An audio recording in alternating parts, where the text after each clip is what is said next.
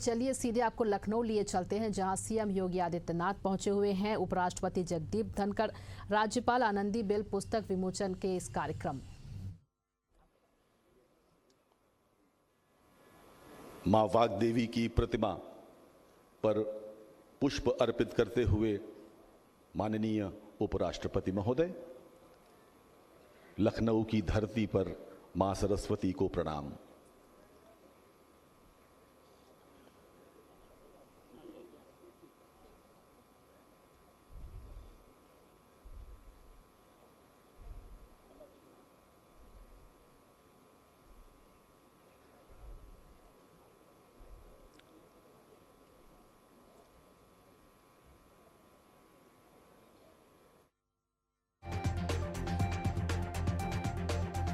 लखनऊ से ये सीधी तस्वीरें हम आपको दिखा रहे हैं, जहां सीएम योगी इस कार्यक्रम में शामिल हुए हैं। साथ ही आपको बता दें उपराष्ट्रपति जगदीप धनखड़ भी इस कार्यक्रम में पहुंचे हुए हैं। बता दें आपको राज्यपाल आनंदीबेन पटेल की पुस्तक का विमोचन ये कार्यक्रम रखा गया है और इस कार्यक्रम में उपराष्ट्रपति जगदीप धनखड़ भी इस कार्यक्रम में शामिल होने के लिए पहुंचे हुए हैं। स्वामी चिदानंद सरस्वती के इस कार्यक्रम में पहुंचे हुए। उसका जीवन सफलता के सोपान चढ़ता ही चला जाता है। बहुत बहुत धन्यवाद सभी महानुभावों का। उत्तर प्रदेश की माननीय राज्यपाल श्रीमती आनंदीबेन पटेल जी की जीवनी के विमोचन के अवसर पर लखनऊ के एकेटीयू नवीन परिसर के पंडित अटल बिहारी वाजपेयी बहुउद्देशीय सभागार में आयोजित आज के इस विशिष्ट, भव्य एवं गरिमामयी कार्यक्रम के मुख्य अतिथि भारत के माननीय उपराष्ट्रपति महोदय मंच पर विराजमान हैं। मैं सबसे पहले अनुरोध करूंगा उत्तर प्रदेश के माननीय मुख्यमंत्री आदरणीय योगी आदित्यनाथ जी से कृपया गंगा जल का कलश भेंट कर माननीय उपराष्ट्रपति महोदय का लखनऊ की धरती पर स्वागत करें। उत्तर प्रदेश के 24 करोड़ निवासियों की ओर से ये गंगा जल का कलश माननीय मुख्यमंत्री महोदय भेंट कर रहे हैं।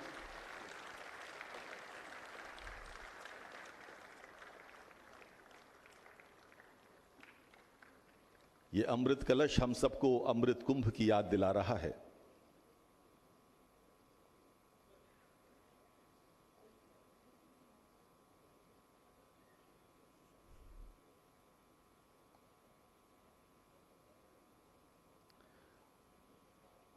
श्रीमती सुदेश धनखड़ जी का सम्मान।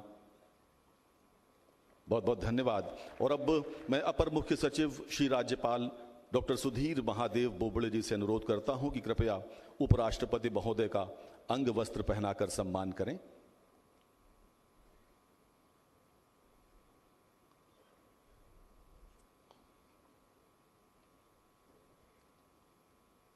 माननीय राज्यपाल श्रीमती आनंदीबेन पटेल जी की सुपुत्री श्रीमती अनारबेन पटेल जी से अनुरोध है, कृपया माननीय उपराष्ट्रपति की धर्मपत्नी श्रीमती सुदेश धनखड़ जी का सम्मान करें।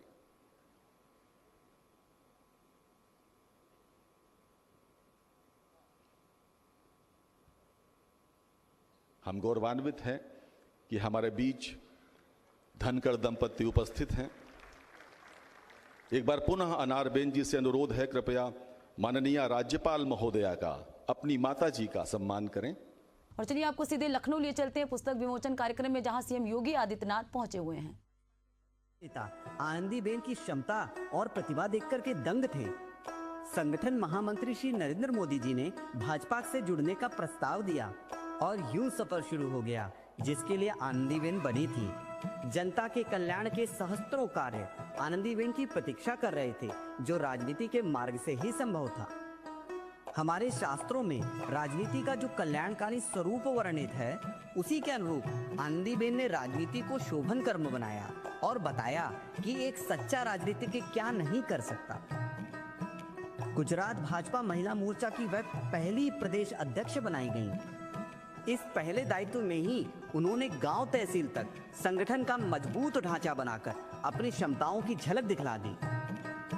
भाजपा की एकता यात्रा के जरिए 26 जनवरी 1992 को श्रीनगर के लाल चौक पर तिरंगा फहराने वाले दल में आनंदीबेन गुजरात से एकमात्र महिला थी। श्री नरेंद्र मोदी की अगुवाई में जब वह लौटी तो अहमदाबाद ने अपने योद्धाओं का दिल खोल कर स्वागत किया। 1994 में आनंदीबेन को राज्यसभा का सदस्य बनाया गया। राजनीतिक परिस्थितियों के कारण आनंदीबेन को राज्यसभा छोड़कर मांडल से चुनाव लड़ने को कहा गया। चुनाव जीतकर जब गुजरात विधानसभा में पहली बार आनंदीबेन पहुंची तो उन्हें शिक्षा और महिला बाल कल्याण मंत्री का दायित्व मिला। यह वर्ष 1998 था। इसके बाद वह लगातार 16 वर्षों तक अनेक विभागों की मंत्री रही। आनंदीबेन ने ऐसे बदलाव करके दिखाए जिसकी कल्पना तक नहीं थी। गुजरात ने एक ऐसे राजनेता का उदय देखा जिसे हर एक समस्या का समाधान करना आता है। गुजरात में आनंदीबेन की दृढ़ता, कर्मठता, नैतिकता, निष्पक्षता और संकल्प शक्ति की चर्चा घर घर होने लगी। पार्टी के सूत्र वाक्य भय भूख भ्रष्टाचार दूर करेंगे के अनुरूप उन्होंने 1 लाख शिक्षकों की निष्पक्ष नियुक्ति करके स्पष्ट संदेश दे दिया कि वह किसी भी दबाव में आने वाली नहीं है। शिक्षा विभाग के कार्यों से आनंदीबेन ने गुजरात की जनता का दिल जीत लिया। महिला व बाल विकास विभाग की स्थापना भी आनंदीबेन ने ही कराई। लाखों बच्चों की बुनियाद मजबूत करने वाली आंगनवाड़ियों को आनंदीबेन ने ही अपनी सर्वोच्च प्राथमिकता बनाया। आज राज्यपाल के रूप में भी वह उत्तर प्रदेश की आंगनवाड़ियों की पुष्टि का काम इतने बड़े पैमाने पर कर रही हैं जिसकी कोई दूसरी मिसाल नहीं मिलती। राजस्व मंत्री के रूप में ऐतिहासिक सुधारों की आनंदीबेन ने एक ऐसी झड़ी लगा दी कि उन्हें गुजरात का टोडरमल कहा जाने लगा। एक आदेश से उन्होंने लाखों महिलाओं को स्थायी संपत्तियों का स्वामिनी बना दिया। 60 साल से जमीन के कागजों का इंतजार कर रहे हजारों किसानों के दस्तावेज पुणे से मंगवाए। मरून विलेज की समस्या को दूर किया। आनंदीबेन ने किसी समस्या को अधूरा नहीं छोड़ा। हर बार उन्होंने यही कहा, चुनौतियां मुझे पसंद हैं। नर्मदा नहर का रुका हुआ काम जब आगे नहीं बढ़ पा रहा था तब मोदी जी ने यह दायित्व आनंदीबेन को सौंपा। सिर्फ 18 महीनों में 1 लाख। अभी आप तस्वीर देख रहे थे लखनऊ से, जहां राज्यपाल आनंदीबेन पटेल की आत्मकथा पर आधारित चुनौतियां मुझे पसंद है पुस्तक विमोचन कार्यक्रम की तस्वीरें देख रहे थे आप अभी, जहां सीएम योगी आदित्यनाथ पहुंचे हुए हैं। उत्तर प्रदेश विधानसभा के माननीय अध्यक्ष श्री सतीश महाना जी, उत्तर प्रदेश सरकार में मंत्रिमंडल के मेरे वरिष्ठ सहयोगी उप मुख्यमंत्री श्री केशव प्रसाद मौर्य जी, श्री ब्रजेश पाठक जी, पूर्व राज्यपाल सम्मान्य श्री कलराज मिश्र जी, उत्तर प्रदेश सरकार में मंत्रिमंडल के मेरे सभी वरिष्ठ सहयोगीगण, सभी माननीय जनप्रतिनिधिगण, प्रदेश के मुख्य सचिव श्री मनोज कुमार सिंह जी,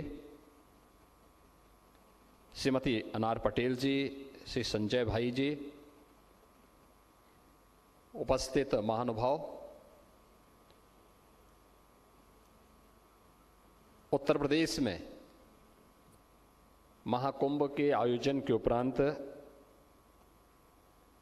आदरणीय उपराष्ट्रपति जी का यह पहला सार्वजनिक कार्यक्रम है। मैं इस सार्वजनिक कार्यक्रम में आदरणीय उपराष्ट्रपति जी का, उनकी धर्मपत्नी आदरणीय श्रीमती सुदेश धनखड़ जी का हृदय से स्वागत करता हूं, अभिनंदन करता हूं। मैं अभिनंदन करता हूं प्रदेश की माननीय राज्यपाल जी का, जिनकी जीवनी पर आधारित इस महत्वपूर्ण कृति की चुनौतियां मुझे पसंद हैं। आज इसका विमोचन का कार्यक्रम आदरणीय उपराष्ट्रपति जी के कर कमलों से भी संपन्न हुआ है। इसके लिए मैं आदरणीय राज्यपाल जी को हृदय से बधाई देता हूं और उनका अभिनंदन करता हूं। मैं लेखक त्रय श्री विनय जोशी, श्री अशोक देसाई, श्री पंकज जानी, इन तीनों महानुभावों को भी हृदय से धन्यवाद देता हूं कि इन्होंने एक एक जीवन के पहलू को उसको लिपिबद्ध करने, उसको सजोने का कार्य किया है और 14 अध्यायों में एक विस्तृत ग्रंथ लिखा है। जैसे समुद्र मंथन में 14 रत्न निकले थे, ऐसे ही ये 14 रत्न 14 अध्याय के रूप में आज चुनौतियां मुझे पसंद हैं इस ग्रंथ के रूप में हम सबके सामने आज प्रस्तुत हुआ है, जिसका एक लघु वृत्त चित्र के रूप में हम सब ने अभी यहां पर देखा है। स्वाभाविक रूप से यह हम सब के सामने यह एक चुनौती अक्सर आती है और मुझे लगता है कि चुनौती नहीं है तो फिर जीवन का सार भी बेकार हो जाता है।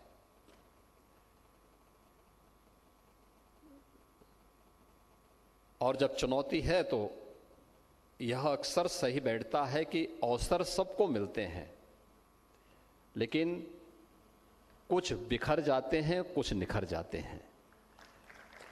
निखरते वही हैं जो लोग चुनौती को स्वीकार करते हुए हंसते हंसते उसको गले लगा करके अपना मार्ग प्रशस्त करते हैं, और बिखरते वही हैं जो चुनौती से पलायन करते हैं।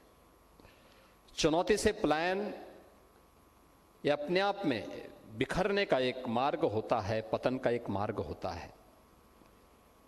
और जो चुनौती को स्वीकार करते हुए मार्ग प्रशस्त करते हैं, वही निखर करके लोगों के लिए एक प्रेरणा बन जाते हैं। आदरणीय उपराष्ट्रपति जी के कर कमलों से विमोचन कीर्ति, आदरणीय राज्यपाल महोदय की जीवनी पर आधारित एक नई प्रेरणा है समाज के लिए, समाज के हर एक तबके के लिए।